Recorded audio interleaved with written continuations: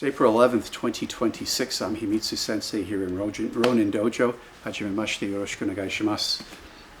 Today we're going to talk about what is Jujutsu. We've talked about it in other videos in the past, and I'm trying to move towards a continuum of other videos. But today I want to talk about the idea of, when I ask you what is Jujutsu, the typical answer is, well, it's the empty-handed fighting system of the samurai. That's a really, really general answer, and we have to ask ourselves, well, which samurai? When we think about the samurai, historically, the samurai era was about 900 years from the Nara period to the end of the Tokugawa shogunate, before the Meiji Restoration. And 900 years of change in anything is a lot of stuff. Like if we look at just the Tokugawa shogunate, which started in 1603 and lasted 264 years until the Meiji Restoration in 1867, that 263 years of the age of peace is what the Tokugawa shogunate was, when the idea of battlefield samurai was ostensibly over after the Battle of Sekigahara in 1603, when Ieyasu Tokugawa united Japan and ended the Sengoku Jidai, the warring states period of the Civil War in Japan. That 263 years, we think about America celebrating its 250th anniversary this year, that if the American military was still fighting the way that it did at Valley Forge, it would be ridiculous to think that. And yet when we think about all samurai over 900 years fighting the same way, that we can simply say that Jujutsu is the empty-handed system of the samurai would be ludicrous. We know that after the Mongol invasions in the 1200s, that the naginata, which the samurai were fighting with, became obsolete in the advent of Mongol cannon fire, and that the primary infantry weapon then became the spear. So the samurai changed over time, and when we think about what is empty-handed fighting relative to the samurai, we're challenged with what period it was. So if, as my sensei John Doherty, taught, that Jujutsu is two things: it is battlefield, or it is taiho, and that is the art of arrest, the less lethal, restraintive type of Jujutsu typically seen in police work. That we have this enigma that we have to see, well, if all we have left of Jujutsu, of old Jujutsu, of pre-1600 Jujutsu, isn't written down, it's not like we can go back to YouTube and see how they were fighting in the 1500s, that what we have is we have Judo and we have Aikido, which are the two modern bastard children of Jujutsu. So if the Judo syllabus and the Aikido syllabus come from some distillate of Jujutsu, then what must these techniques have been relative to either the battlefield, meaning pre-1603, or the art of arrest? And there is relevance for that within the context of the Tokugawa shogunate and the idea of samurai police officers using less lethal techniques. If it's battlefield, then we have to start thinking about armor, and the oyoroi armor that they were wearing in the battlefield was very restrictive. And we'll talk about that when we talk about Goshi today. Whereas after the Battle of Sekigahara, samurai typically went to the kimono and the komishomo that were lined inside with chainmail, which is where even the modern gi gets its structural reference from. The thicker lapel is meant to duplicate the structure of the armor reinforced kimono. So today we're going to talk about three dimensions of combat, and we're going to talk about these things when we look at Ogoshi from the Judo syllabus and counters to Ogoshi in the three different planes of combat, and we'll identify those coming up. Okay, so I know I've covered this on a previous video. Let's talk about quickly Ogoshi from the Judo syllabus. I'm going to bring in my senpai. Senpai goes by the nickname Kasei Jin. When we talk about Ogoshi, here we like to say that Ogoshi is a bit of a shitty throw. And let's talk about the difference between Judo and Jujutsu for a second. Well, Judo is combative, it is a sport. Judo is a game. Judo guys might get pissed off. I don't care.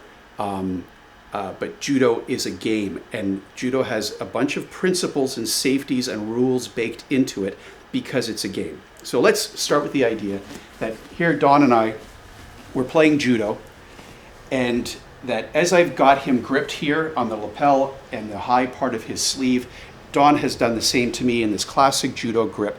And what we've done now is we've created this frame of static energy. Don knows that I want to go and I want to sink my hip into him and I want to throw.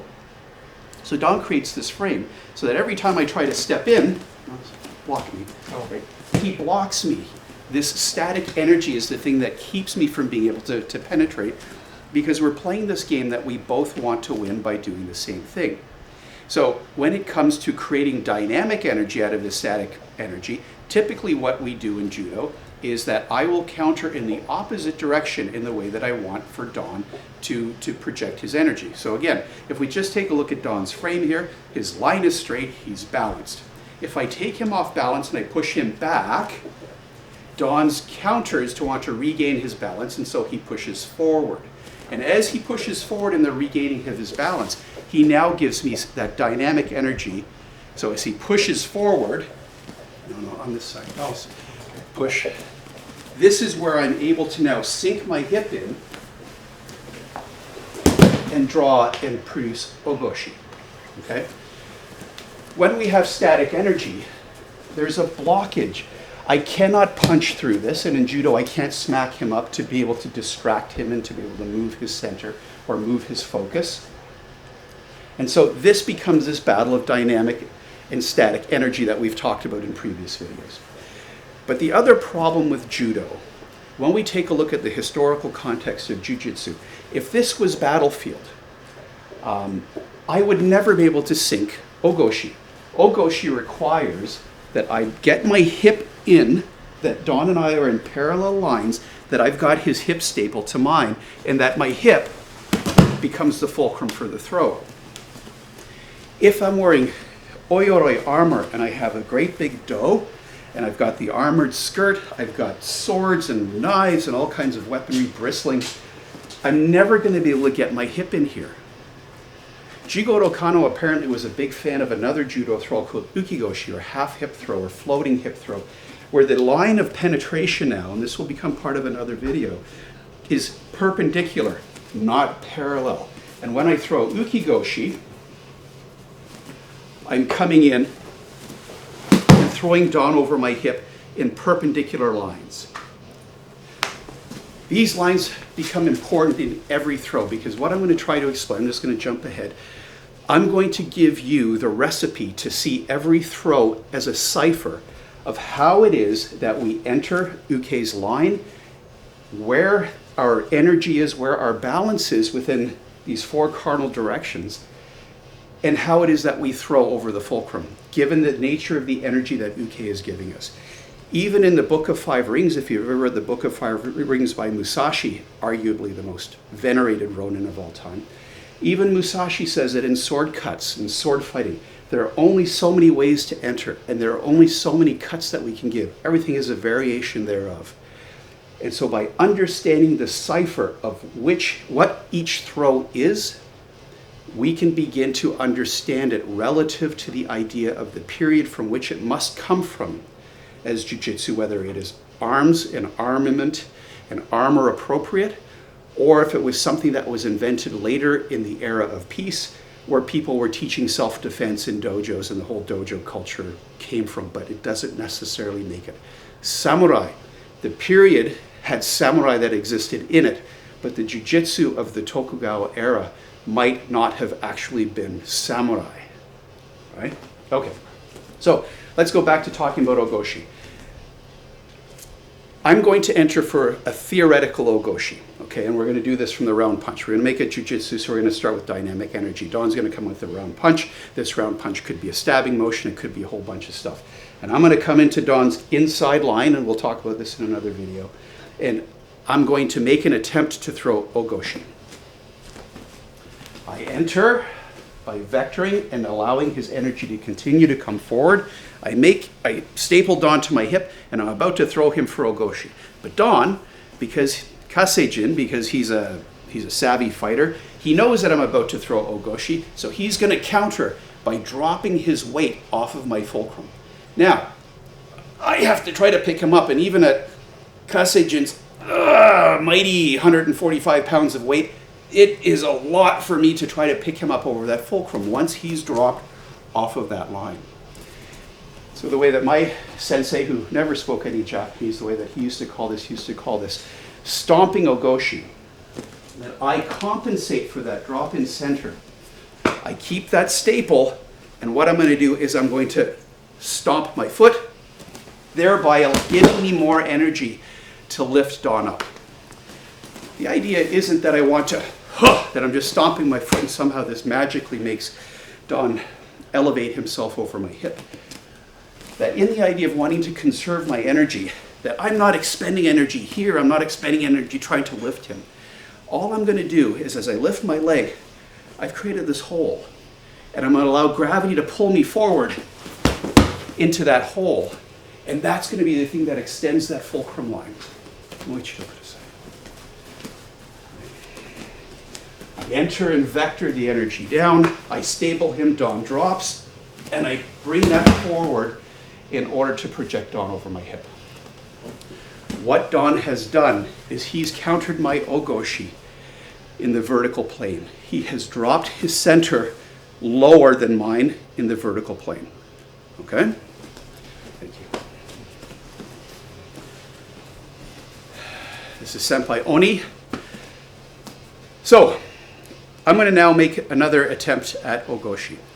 And Sensei, or Senpai Oni, is going to counter my ogoshi by moving in the rotational plane. So he enters with his round punch, I counter. And as I come in for my ogoshi, maybe my hip penetration is shallow. Okay? I need to get, in ogoshi, I need to get that hip penetration through to block him, to create that fulcrum for his forward energy. So maybe my hip penetration is shallow, and he slides off and he tries to step around. But right now, Oni's center is all in that foot. Stay where you are. All of his energy now is projected forward onto that foot. That's his base. 70-30? Yeah, between right and left. Yeah. So, what I'm going to do is I'm going to throw a judo technique called hanegoshi, or springing hip throw. And what I'm going to do is I'm going to elevate with my leg. I'm going to tee out, and I'm going to elevate the energy off of Dawson's center. And I throw hanegoshi, or springing hip throw. I want you to this side.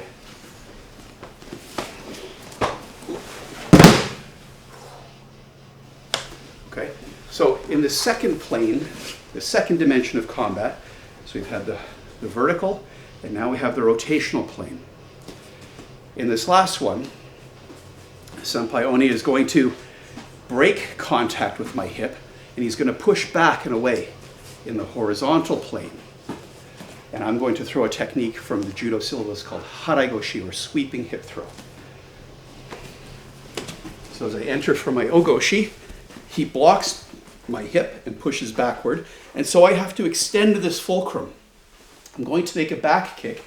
For you MMA types, this is like a Superman punch. It's a pushing, pulling motion, and I'm extending my hip. Now my thigh becomes the fulcrum, and I'm going to continue to draw Oni across the fulcrum, and he's going to corkscrew around like this. Okay? So this is sweeping hip throw, haraigoshi.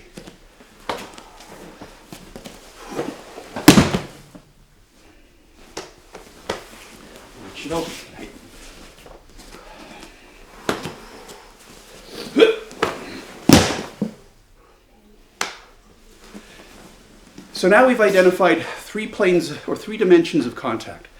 The horizontal, the rotational, and the vertical, the rotational, and the horizontal. We can see ogoshi as being a shitty throw because of the compromise that it gives us and the difficulty that we have in syncing this. But again, so much comes from ogoshi, the idea of ogoshi and how we counter it. Because it's from ogoshi that we now begin to understand the counters to it and these different planes, these different dimensions of combat. So now if we simply take a look at how we face each other here, face to face, center to center, hara to hara, in the same Chushin line, that if we consider this 0 degrees of entry, that Dawson and I are square to each other. That now every degree that I move from Dawson, from his center line, allows for something different. We can take a look at a throw, a wheel throw, from the judo syllabus called oguruma. Right? So again, same thing, round punch. What I'm going to do, instead of stepping into Dawson's center, let's say he's got a knife. Would you? Dawson has a knife, and he's coming with that round contact. Now, I don't want to step into this. I'm avoiding this. I'm blocking, but as I'm ducking out and around, I'm now coming to a point where Dawson and I are parallel to each other. So unlike Goshi, where I'm in his center, I'm now slightly to the outside. We're like two birds on a wire. And I'm going to throw a side kick in the same way that I threw the back kick for Harai Goshi. I throw the side kick here, and I throw oguruma. So we begin to see this cipher of 3 dimensions of contact and how they become applied in every technique. So in the next video, what I want to do is I want to discuss more on this idea of how it is that we enter within the context of Dawson, what we're going to call the inside line. And we're going to begin to add to this idea of the 3 dimensions of combat with Dawson's inside line, and if Dawson comes at me straight, and being on Dawson's outside line. And we're going to discuss this partly for the idea of nomenclature, so for future videos going forward, and partly for the idea of continuing to build this cipher so that we can interpret every technique, whether they're from the judo syllabus or the aikido syllabus, and try to determine what they are in the context of historical relevance. That if jujitsu is samurai, then what samurai, what period, what application would it come from? Because, and here's the rub, and everybody can hate on me for this, because if all we see are a bunch of random ass moves, we don't understand what it is that we're doing. We have to understand, we have to think critically. We can't just say, oh, it's Japanese jiu-jitsu, it's samurai, it's horseshit. We have to understand what these techniques are, what their historical and applied relevance are given to the samurai and what era of samurai and how they would have been applied either on the battlefield or within the context of Taiho and less lethal application in the way that my sensei John Doherty gave to me. So that concludes that. Arigatou gozaimasu.